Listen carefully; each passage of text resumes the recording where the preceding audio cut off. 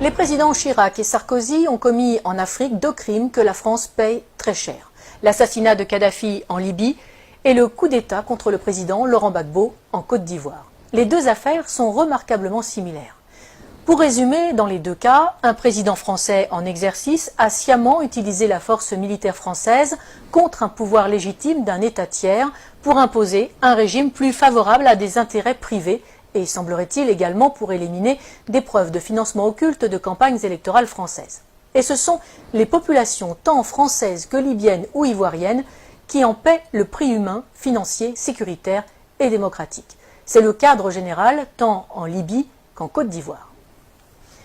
Sur le cas libyen, nous avons régulièrement sur ce même plateau détaillé les conséquences migratoires catastrophiques pour l'Europe et la France depuis que le verrou libyen a été brisé. Nicolas Sarkozy devra en répondre devant la justice, pour l'instant du seul volet financier qui a conduit à l'assassinat du leader libyen avec la complicité des services secrets français, mais il devra également rendre compte tôt ou tard avec le fauteur de guerre BHL des conséquences mortifères pour le peuple libyen et pour l'Europe.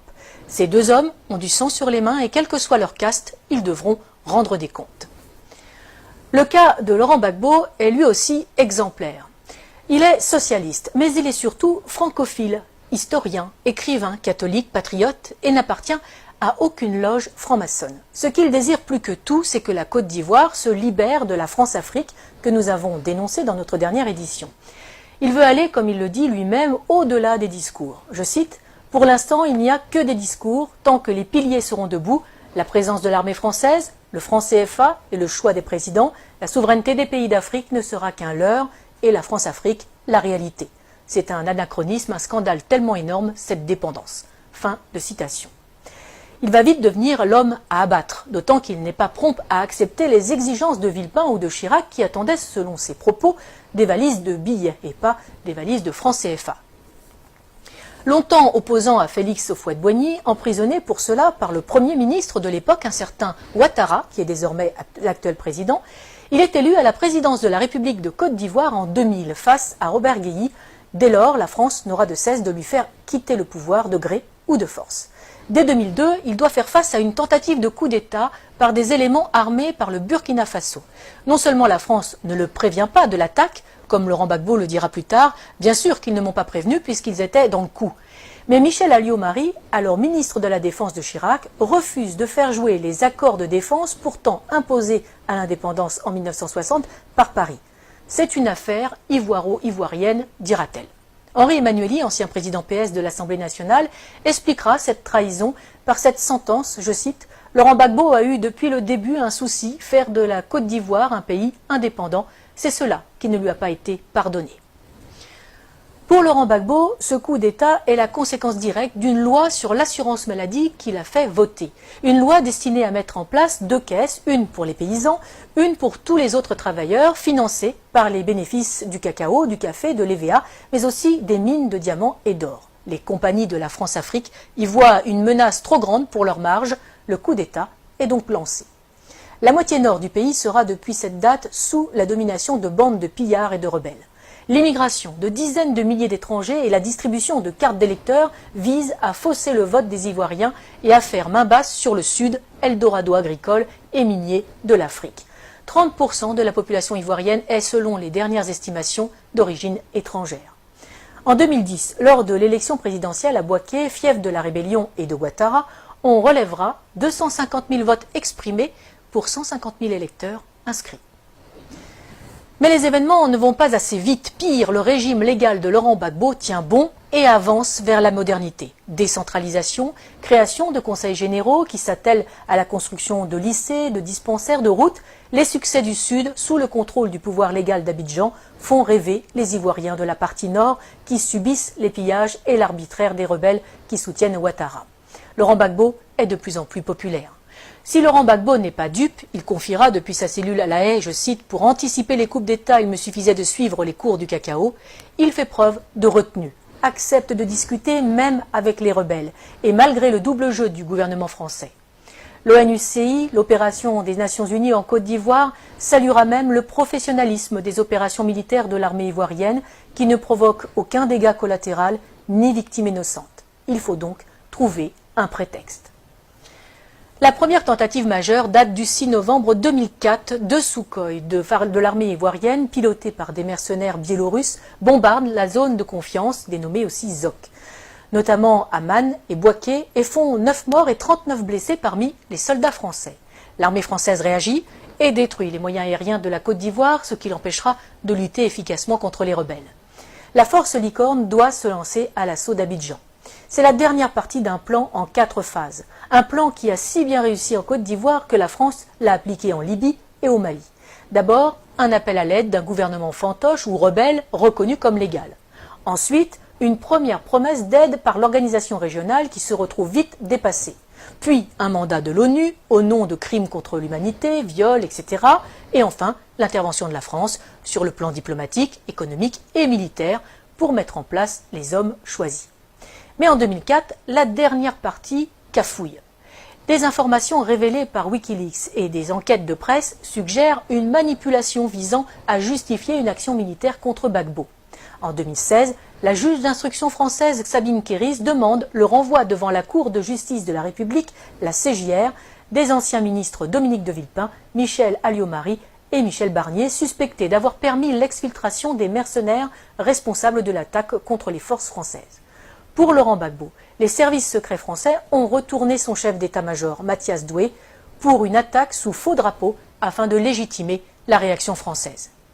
Le parquet général près la Cour de cassation a indiqué n'avoir pas saisi à ce stade la commission des requêtes de la CJR. En 2011, alors que Laurent Gbagbo a remporté les élections de 2010, malgré les quelques 450 000 électeurs fantômes rajoutés dans le Nord, Ouattara et ses amis français décident de forcer les urnes. Ils contestent les élections, mais refusent de recompter les bulletins, qui sont détruits. Curieusement, le premier décompte avait été confié à une société française dont le directeur recevra un contrat de plus de 152 millions d'euros par le gouvernement Ouattara. Le 11 avril 2011, après 10 jours de combats à Abidjan et de bombardement de la résidence présidentielle par les forces spéciales françaises de la force Licorne et l'ONUCI, Laurent Gbagbo est arrêté en compagnie de son épouse Simone par les forces françaises. Ce n'est pas la fin des morts. Des centaines de civils seront arrêtés, torturés et exécutés par les complices de Sarkozy. La famille de Laurent Gbagbo, les militants, les ministres, des professeurs, des fonctionnaires. Autre victime de cet assaut, sans doute l'une des plus belles bibliothèques de livres classiques français de toute l'Afrique, seule richesse reconnue de Laurent Gbagbo et qui sera détruite par les bombes incendiaires françaises, tout un symbole. On peut se douter que les nouveaux maîtres de la Côte d'Ivoire ont mis le pays et les industries en coupe réglée. À commencer par Alassane Ouattara, l'ami intime de Nicolas Sarkozy, de Laurent Fabius et de Martin Bouygues, et aussi, aux surprises, de Georges Soros. Le moindre coupeur de route et assassin du Nord est devenu qui préfet, qui commandant de police, qui chef des armées ou président de l'Assemblée nationale. Les compétences comptent peu, c'est le nombre de fusils à disposition qui prime tout. Mais parlons des Français.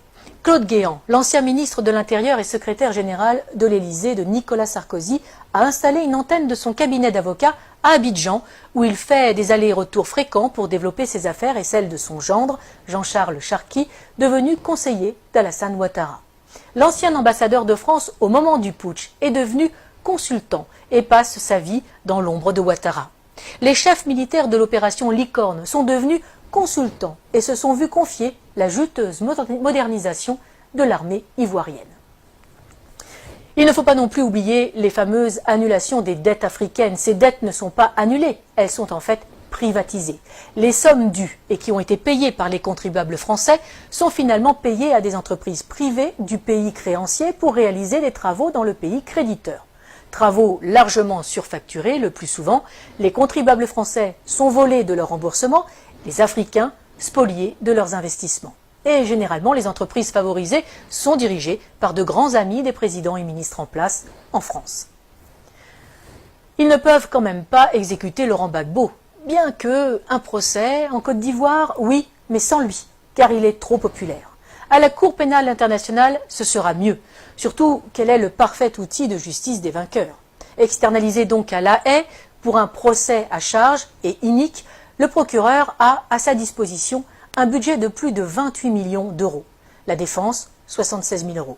L'une des principales sources d'accusation est l'association Human Rights Watch, qui est entièrement financée par Soros, ami de Ouattara. Malgré ça, Par 2 fois, en 2016 et en 2018, le tribunal ne peut que constater l'absence totale de preuves dans le dossier du procureur. Aucun élément de preuve, aucun témoin fiable. Le 15 janvier 2019, Laurent Gbagbo est acquitté par la CPI de la totalité des charges portées contre lui après plus de 7 ans de prison préventive. Il reste cependant en résidence surveillée en Europe. La Belgique lui offre l'asile. Le temps, paraît-il, pour que le procureur puisse faire appel sur de nouvelles bases. Lui qui n'a jamais réussi à monter un dossier alors qu'il a travaillé main dans la main avec Ouattara et les gouvernements français. Nous n'avons fait ici qu'effleurer ce sujet vaste et complexe qui pourrait servir de trame à une série d'espionnage et de géopolitique. Pour ceux qui voudraient aller plus loin, qu'ils n'hésitent pas à lire l'ouvrage « Libre pour la vérité et la justice » de François Mattei aux éditions Max Milo. Il est le fruit des entretiens de l'auteur avec Laurent Gbagbo pendant ces 7 années de détention arbitraire.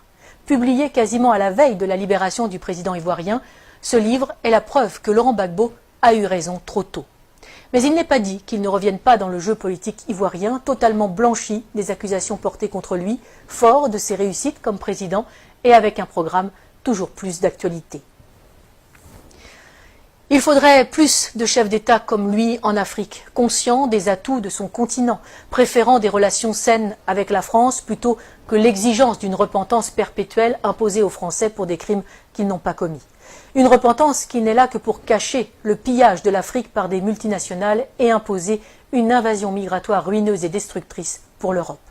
Défense de l'identité nationale, mise en œuvre d'un patriotisme social permettant de vivre et de travailler au pays, non-alignement, intégrité de ses élites politiques et économiques. Il faudrait peut-être aussi plus de Laurent Gbagbo en Europe.